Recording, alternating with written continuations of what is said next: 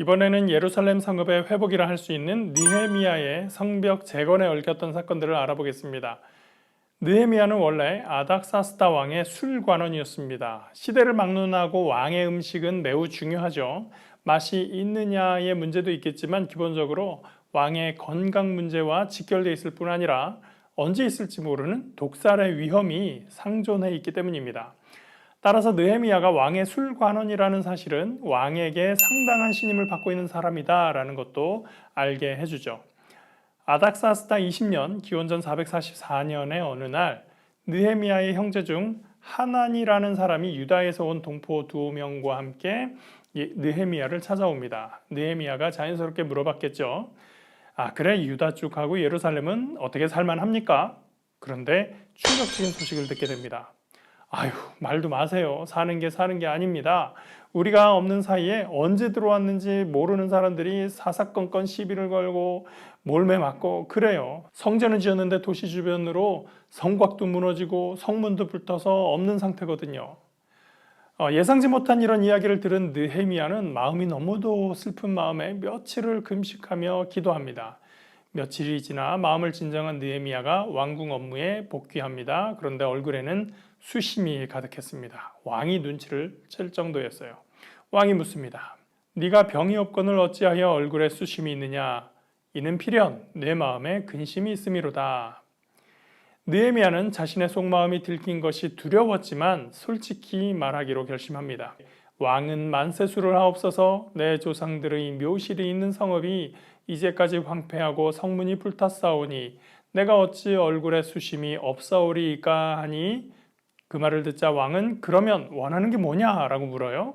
느헤미야는 잠시 묵상으로 하나님께 기도한 후에 왕에게 자신의 생각을 말합니다. 임금님, 혹시라도 괜찮으시면 소신에게 은혜를 베푸시옵소서. 제가 제 조상들의 땅에서 성을 건축하도록 윤화하여 주시옵소서. 한 나라의 신하로 있는 사람이 망해버린 자기 나라를 위해서 걱정하는 말을 하면 왕이 용납할 수 있을까 싶은데 놀랍게도 아닥사스다 왕은 이 부탁을 들어줍니다. 그는 느헤미야가 본국에 돌아가서 예루살렘 성을 재건할 수 있도록 허락해줄 뿐 아니라 성의 재건을 중단하게 했던 총독들에게 유다까지 무사 통과하고 건축에 사용할 목재는 왕이 소유한 숲에서 가져갈 수 있도록 해라라는 조서를 써주었습니다. 느헤미야는 유다 총독의 지위를 얻고 사람들을 이끌고 본국으로 돌아옵니다. 느헤미야가 페르시아로부터 왕의 조서를 들고 오자 경계하는 사람들이 있습니다. 산발랏과 도비야입니다. 요세푸스에 따르면 산발랏은 사마리아 속주의 총독이었습니다. 자기는 바벨론식 이름을 가지고 있지만 아들들에게는 들라야, 셀레미야라는 이름을 줬는데 이름 끝에 이 야가 있다는 것은 야훼 하나님에 대한 신앙을 의미하기 때문에 산발랏도 역시 야훼 신앙의 범주에 있으려 했다라는 것을 알 수가 있습니다. 또 도비야는 자기 이름을 봐도 그렇고 아들 이름을 여호하난으로 지은 걸 보면 역시 그 뿌리가 이스라엘이라는 것을 알 수 있습니다. 느헤미야가 도비야를 일컬어 종으로서 암몬 사람이라고 말한 것은 이 사람이 페르시아 왕의 종으로서 암몬 속주의 총독이지만 하나님의 사역에 함께 할 수 없다는 느헤미야의 입장이 담겨 있는 표현이라고 할 수 있습니다. 이 두 사람은 유다 사람들에게 이방인 취급을 당하는 사마리아 사람이었을 뿐 아니라 자신들이 지금까지 지배하다시피 했었던 이 유다와 예루살렘 지방이 독립적으로 자립하게 되면 잃을 것이 많은 사람들이었습니다. 그들은 유대 지방을 관장하는 새로운 총독이 제국으로부터 부임하는 것이 당연히 싫었습니다. 예루살렘에 머문 지 사흘 만에 느헤미야는 먼저 현장 점검에 나섭니다. 성벽이 무너지고 성문은 불탔다고 들었는데 실태가 어떤가 보려고 하는 것이죠. 그러나 산발랏과 도비야 같은 세력들이 지켜보고 있기 때문에 소수만 데리고 밤중에 성 주변을 둘러보러 다닙니다.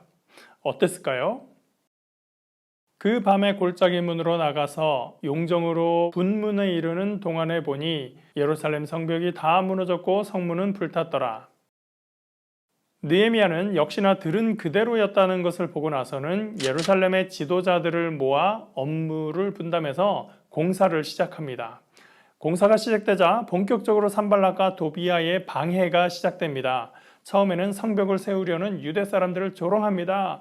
그게 안 먹히니까 공사하는 사람들에게 기습 공격을 시도하고 그 다음에는 느헤미야에 대해서 암살을 계획합니다. 요세푸스는 그들이 많은 유대인들을 살해했다고도 기록을 합니다. 이런 어려움에도 불구하고 느헤미야는 담대함과 지략으로 모두 극복하고 공사를 마치게 됩니다.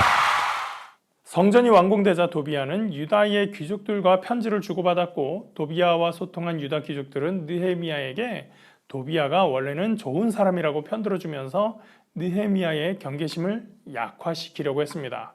알고 보니 도비아는 유대 귀족 스가냐의 사위였던 데다가 자기 아들 여호하난도 베레가의 아들 무술람의 딸과 결혼을 합니다.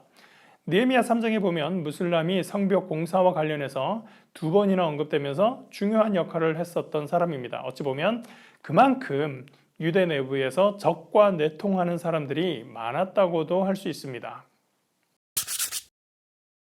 성벽 공사를 끝낸 느헤미야는 학사 에스라를 청하여 수문 앞 광장에 모인 이스라엘 자손들에게 모세의 율법책을 낭독하도록 합니다. 율법 낭독 행사는 새벽부터 정오까지 7일간 매일 시행되었고 8째 날에는 축제로 이어졌습니다. 유대 공동체 안에서의 삶에도 많은 문제들이 산적해 있었습니다. 우선 먹고 사는 문제가 쉽지 않았고 빚을 내서 살기라도 하면 다행인데 흉년까지 겪었습니다. 또 원래 율법상으로는 동족 안에서 이자를 받지 못하게 되어 있었지만 이들은 동족 안에서도 빚 때문에 가족들이 종으로 팔려가는 일까지 생겼습니다.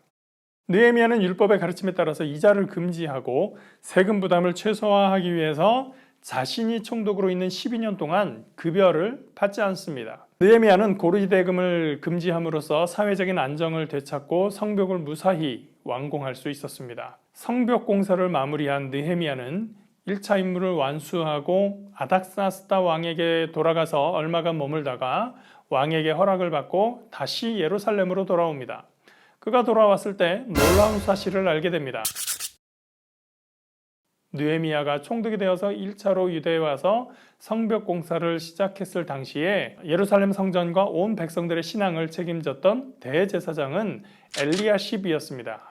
엘리야십의 할아버지는 스룹바벨과 함께 성전을 건축했던 대제사장 예수아였어요. 할아버지는 성전을 건축하고 손자는 성벽을 건축하는 중요한 인물이었습니다. 그런데 느헤미야가 떠나 있는 동안 엘리야십이 무슨 일을 했느냐? 아까 성벽 공사를 방해했던 도비아하고 친하게 지내고 있었던 거예요. 앞서 말했다시피 도비아는 유대 귀족들과 친분을 가지고 있었고 그런 관계를 이용해서 느헤미야를 위협하기도 했을 만큼 유대 깊숙이 인맥을 가지고 있었습니다. 엘리야십은 그런 도비아를 어떤 이유에서든 성대하게 접대할 필요가 있었던 것 같아요. 그래서 성전에다가 도비아를 위한 큰 방을 마련해 줍니다. 성전에 있는 방이라는 게 용도가 뻔하잖아요.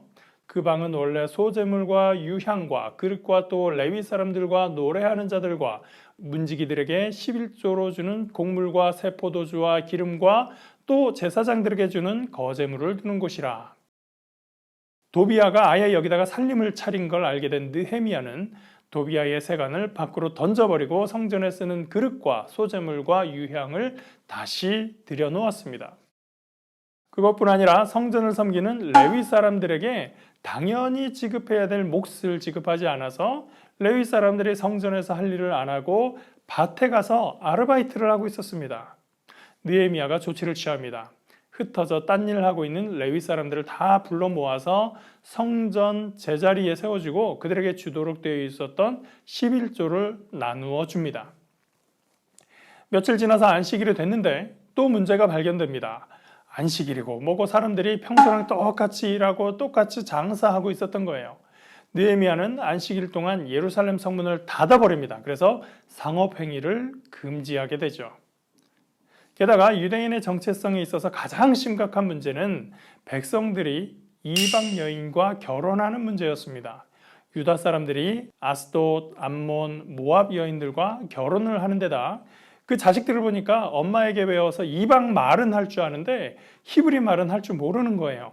유대인들이 지금껏 사마리아 사람들을 동족 취급 안 하는 이유가 이방인들과 결혼한 것 때문인데 여기에 한술 더 뜨는 거죠. 문제는 여기서 대제사장 엘리야십이 또 등장을 합니다. 이번엔 산발랏과의 관계인데요. 엘리야십의 손자 하나가 산발랏의 딸과 결혼했던 걸 또 알게 되는 거죠. 대제사장이 모범을 보이지 못하고 있어 더 이상 두고 볼 수 없었던 느헤미야는 엘리야십을 추방해버립니다. 이렇게 느헤미야는 성벽뿐 아니라 유다 공동체에서 신앙과 삶에 대해서 제도적인 개혁을 상당 수준으로 완수했다고 할 수 있습니다. 느헤미야 계획에서 가장 중요했던 것은 신앙 공동체로서 정체성의 확립입니다. 그는 성전의 공간적 관리 실패와 인적 관리 실패, 안식일 규례의 무시, 이방 결혼을 통해서 야훼 신앙이 지켜야 할 정체성이 흔들려버리는 현실을 개탄하지 않을 수 없었습니다. 이런 것들은 오늘날 우리가 기독교 신앙에서 반드시 지켜야 할 율법은 아니겠지만 과연 그리스도인이란 무엇을 의미하는가라는 측면에서 우리의 삶을 돌아볼 필요가 있습니다. 우리 신앙의 내적인 자세와 외적인 표현이 어떠한가의 문제인 것이죠. 예수님은 안식일을 엄격히 지키는 것을 요구하지 않으셨고 이방 여인들에게 호의를 베푸셨고 바리새인들의 외식적인 11조를 꾸짖고 죄인과 세리들의 식사 자리에 함께 하셨습니다. 그러나 이 모든 것들이 율법을 폐기하기 위해서가 아니라 완성하기 위해서라고 말씀하셨던 의미가 있었겠죠. 오늘 우리가 그런 의미를 새기며 기독교인으로서의 정체성에 대해서 다시 한번 생각해보는 시간을 가졌으면 좋겠습니다.